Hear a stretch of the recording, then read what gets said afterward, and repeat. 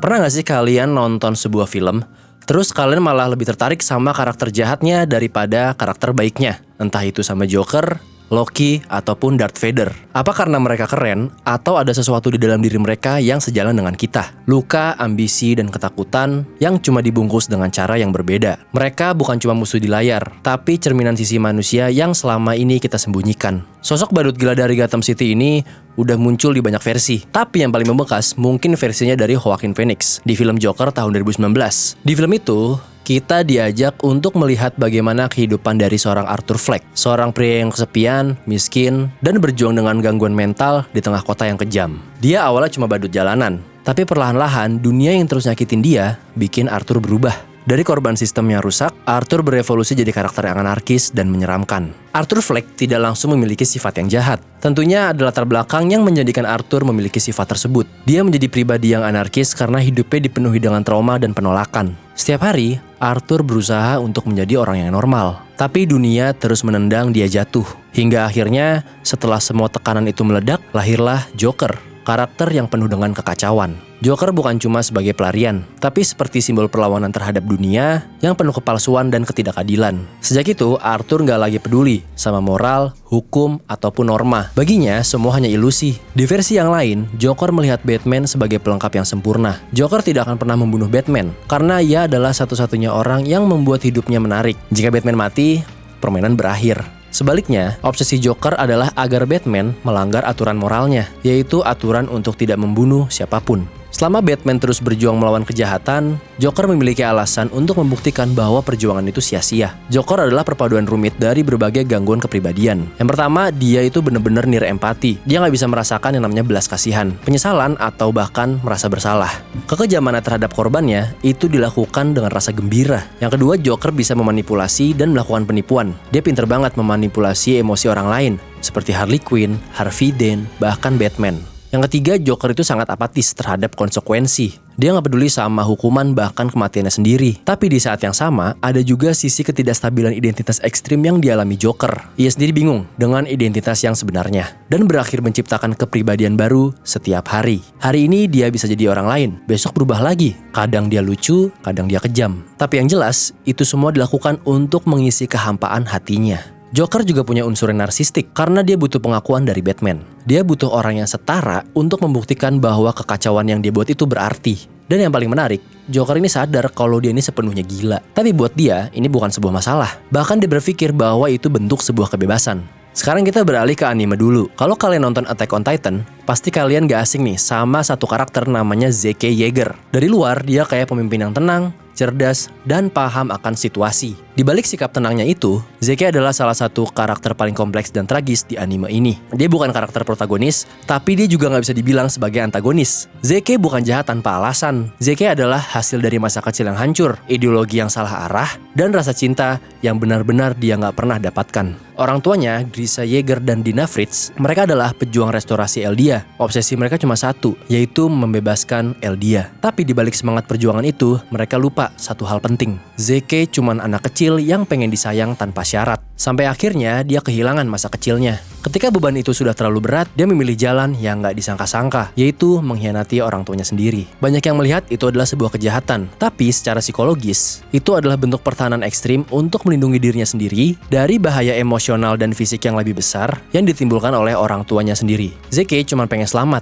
secara fisik dan juga mental. Dan di titik itu, arah hidupnya berubah selamanya. Zeke tumbuh menjadi pribadi yang penuh dengan topeng. Di hadapan dunia, dia tampil sebagai Chief Warrior Marley. Sosok tenang, logis, kuat, cerdas, dan juga dihormati. Tapi di dalam dirinya, ada anak kecil yang haus akan validasi dan juga kasih sayang. Hubungannya dengan Tom Safer, mentor dan juga pemegang Beast Titan sebelum Zeke, adalah titik balik yang mengubah pandangan hidup Zeke. Dari Safer lah, dia menemukan sosok figur ayah pengganti. Safer memberikan penerimaan dan cinta yang tulus. Sesuatu yang tidak pernah didapatkan oleh Zeke dari Grisha. Zeke juga belajar bahwa hidup itu nggak lebih dari penderitaan yang berulang. Keyakinan itu akhirnya berubah jadi rencana eutanasia Eldia. Dalam pikirannya, itu bukan sebuah kejahatan, tapi rasa cinta atas bangsanya. Dan disitulah titik ironi seorang Zeke Yeager. Zeke Yeager adalah karakter yang cacat secara emosional, yang kemudian mengadopsi ideologi nihilistik atau pandangan filosofis bahwa hidup tidak memiliki makna atau nilai intrinsik. Itu adalah bentuk mekanisme pertahanan untuk membenarkan trauma dan pengkhianatan masa lalunya. Mungkin di balik rencana kejamnya, kita bisa ngerasain rasa sakitnya. Zeke bukan jahat karena dia ingin kekuasaan, tapi karena dia pengen dunia berhenti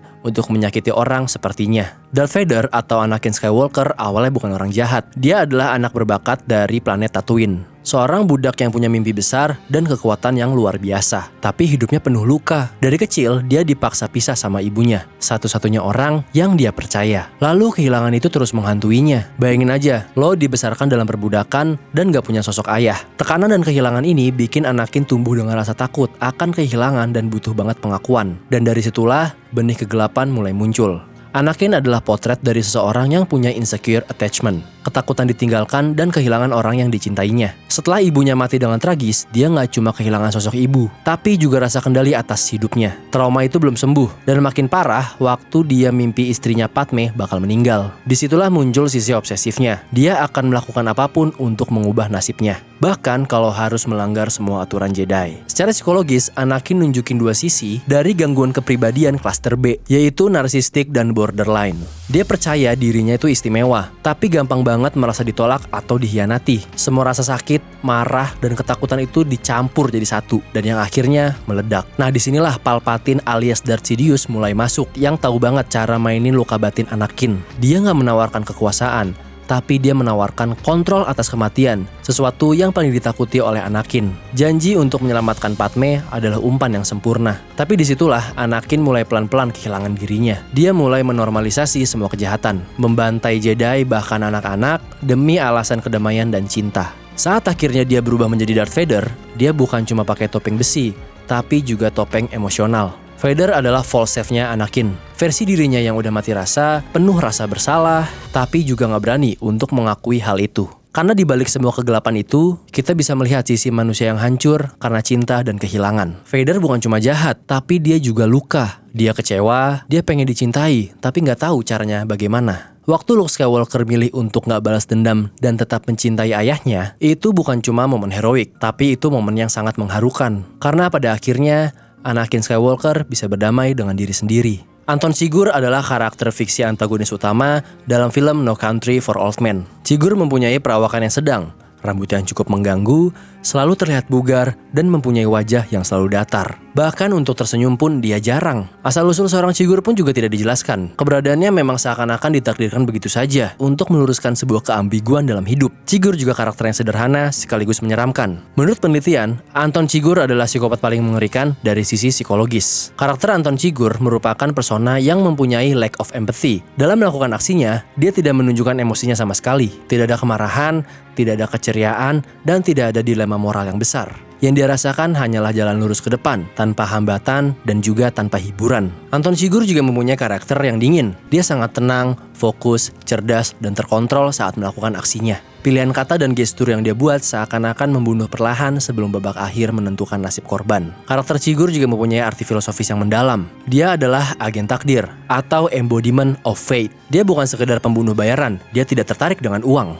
Dia adalah personifikasi dari kekuatan acak dan konsekuensi mutlak. Bahkan Chigurh juga tidak punya masa lalu yang kelam. Seperti trauma yang membuatnya seperti itu, tidak ada motivasi atas sebuah perasaan dendam atas perlakuannya. Chigurh datang hanya untuk memperbaiki sistem yang rusak. Bagi dirinya, dia adalah seorang juru selamat yang sedang melakukan tugasnya. Chigurh seringkali bermain koin bersama korbannya. Tindakannya dalam melakukan lempar koin tentu saja bukan semata-mata untuk bersenang-senang. Dia ingin menunjukkan ke korbannya kalau yang menentukan nasibnya bukanlah Chigurh, tapi sebuah nasib. Chigurh selalu percaya bahwa setiap orang membuat serangkaian pilihan yang akan menentukan momen kedepannya seperti apa. Untuk melakukan aksinya, Chigurh seringkali menggunakan captive bolt pistol untuk menghabisi korbannya. Penggunaan senjata itu memiliki simbol bahwa Chigurh adalah seorang yang brutal dan efisien. Menurutnya, manusia yang harus dihilangkan itu harus dengan cara yang bersih dan cepat, tanpa darah, atau suara yang berlebihan. Begitulah Anton Chigurh. Dia tidak suka bertele-tele, tegas akan sebuah kehidupan, dan tetap adil apapun kondisinya. Dirinya menjadi simbol dari sebuah kekuatan yang tak tergantikan. Melambangkan kekuatan jahat baru yang tidak akan pernah bisa dipahami oleh tatanan lama. Dia adalah manifestasi dari kekacauan yang menjalar di dunia modern dan membuat karakter moral tradisional tidak berdaya. Ketiadaan latar belakang Anton Chigurh juga merupakan sebuah kunci, yang dimana jika dia mempunyai masa lalu seperti trauma, motif kekayaan dan dendam,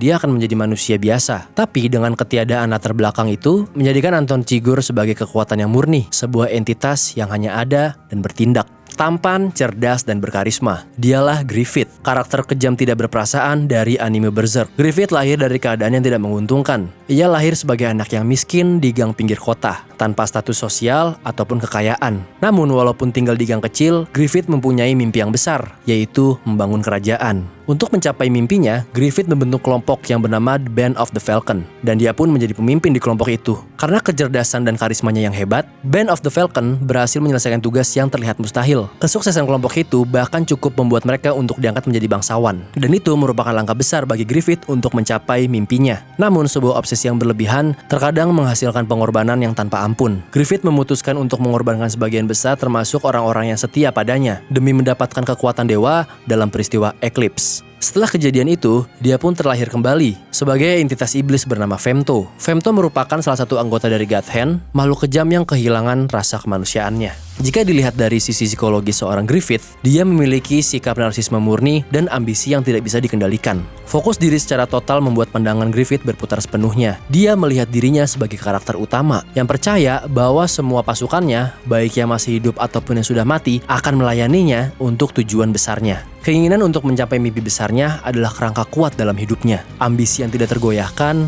berubah menjadi kekuasaan yang sangat mendominasi, melampaui segalanya, bahkan rasa kemanusiaannya. Hal itu berpengaruh ke ego dan rasa gila hormat karakter Griffith. Dia pernah mengatakan bahwa dia hanya bisa menghormati orang yang memiliki mimpinya sendiri, dan dia pun akhirnya menempatkan beban besar itu pada rasa hormatnya. Griffith juga karakter yang mempunyai dualitas dan kerentanan emosional. Karisma yang dimilikinya dengan postur anggun dan kepercayaan diri yang tinggi, itu membuat orang lain sangat terinspirasi darinya. Selain itu, dia juga sangat visioner dalam melihat beberapa kesempatan, yang tentu saja akan dia ambil selagi itu menguntungkan dalam mencapai mimpinya. Griffith adalah representasi simbol ambisi yang rusak dan kekuatan yang korup. Ambisi yang tak terkendali dan keinginannya akan totalitas dalam diri, pada akhirnya mengubahnya dari pemimpin yang baik dan berkarisma menjadi penjahat tanpa rasa manusia. Annie Wilkes adalah tokoh antagonis dari novel karya Stephen King berjudul Misery. Dia adalah seorang mantan perawat yang mempunyai gangguan mental dan sikap yang sangat obsesif. Yang ternyata dia juga adalah seorang serial killer yang sudah memakan banyak korban. Di dalam Misery, Annie Wilkes diceritakan sebagai penggemar berat dari novelis yang bernama Paul Sheldon. Suatu hari Paul Sheldon mengalami kecelakaan mobil saat badai salju berlangsung di Colorado. Tidak sengaja, Annie melihatnya dan membawanya untuk dirawat di rumahnya. Alih-alih dirawat,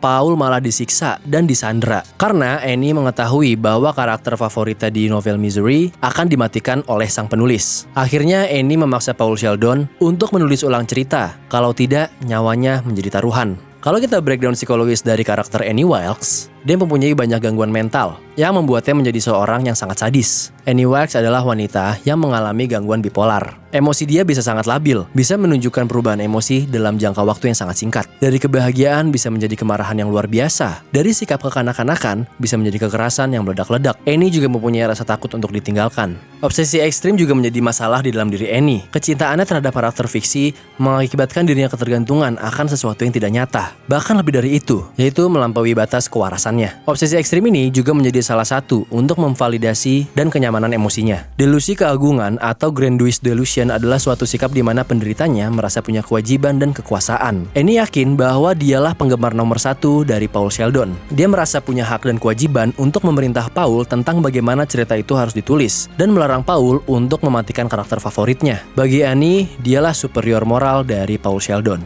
Dalam proses penyanderaan Paul Sheldon, Annie mempunyai sikap yang kurang empati. Dia menunjukkan menunjukkan ketidakmampuan untuk merasakan atau mengalami penderitaan yang dialami oleh Paul. Dia bisa semena-mena untuk menghancurkan pergelangan kaki Paul Sheldon, yang secara bersamaan dia meyakinkan bahwa Annie mencintai Paul Sheldon. Sikap antisosial dari seorang Annie adalah representasi pelarian dari masa lalu yang kelam. Dia tinggal di sebuah rumah terpencil di pegunungan bersalju Colorado. Dia menjauh dari norma-norma sosial yang tentu saja tidak dapat dia patuhi. Menurutnya, dunia nyata itu adalah tempat kekejaman itu berada. Maka dari itu, dia sangat terobsesi dengan fiksi, tempat dia menemukan keadilan, keindahan, dan juga kenyamanan. Annie Wilkes adalah karakter yang didorong oleh kebutuhan absolut untuk mengendalikan lingkungannya. Ketergantungan emosional mendalam pada sebuah fiksi mengakibatkan tindakan ekstrim terhadap Paul Sheldon. Trauma dan gangguannya membuat dia tidak berfungsi di masyarakat. Ketika fantasi tercintanya runtuh, seluruh fondasi yang ada di dalam diri Annie pun juga ikut hancur. Pada akhirnya, karya fiksi adalah sebuah representasi, simbol, dan juga personifikasi dari sebuah realitas. Karakter dalam sebuah karya fiksi itu dibentuk untuk mewakilkan kita atas sebuah masalah, ketidakberdayaan, atau bahkan trauma. Sisi lain manusia memang kompleks, bahkan tidak bisa dilihat secara mata telanjang. Karakter jahat datang untuk menyampaikan bahwa realitas itu kejam, tidak adil, dan penuh dengan kekacauan. Perlu diingat dan juga digarisbawahi bahwa manusia jahat pernah menjadi murni, yang pada akhirnya rusak karena realitas.